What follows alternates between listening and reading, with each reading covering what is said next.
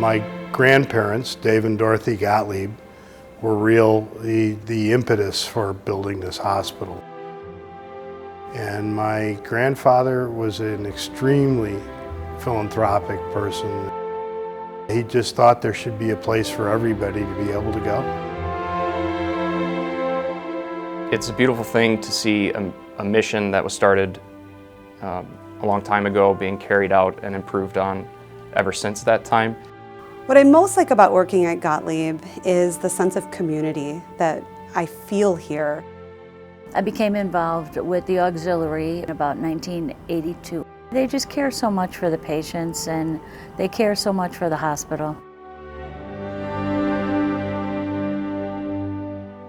I first became involved because of Marge Weinberg. She asked if I would consider joining the auxiliary. For the first 4 or 5 years, I worked on the Emeral Ball Committee. I should explain how it became the Emeral Ball. My mother was given a set of books about the land of Oz, which my mother used to read to us. When it came to have this fundraiser, the Emerald City became the Emerald Ball. The first year I attended was 1974. I think the Emerald Ball created some excitement because it gave the staff, the doctors, really, really special connection with anyone that attended.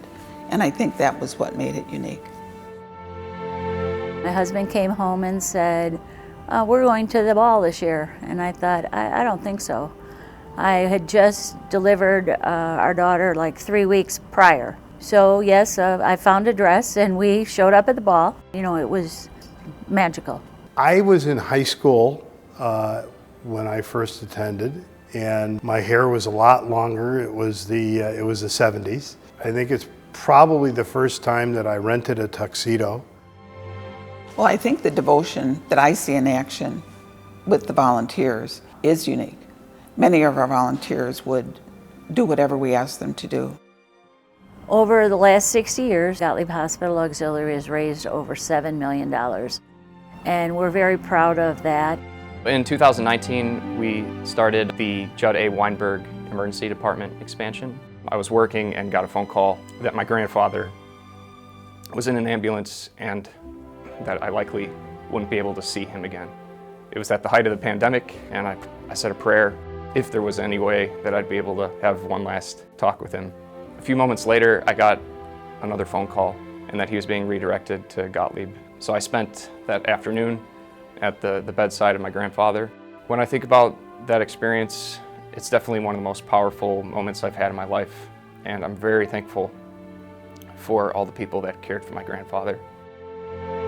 I'm very fortunate to work in a place like Gottlieb where the auxiliary, the members of administration and the hospital themselves are very supportive of programs like the Gottlieb Pollen Count.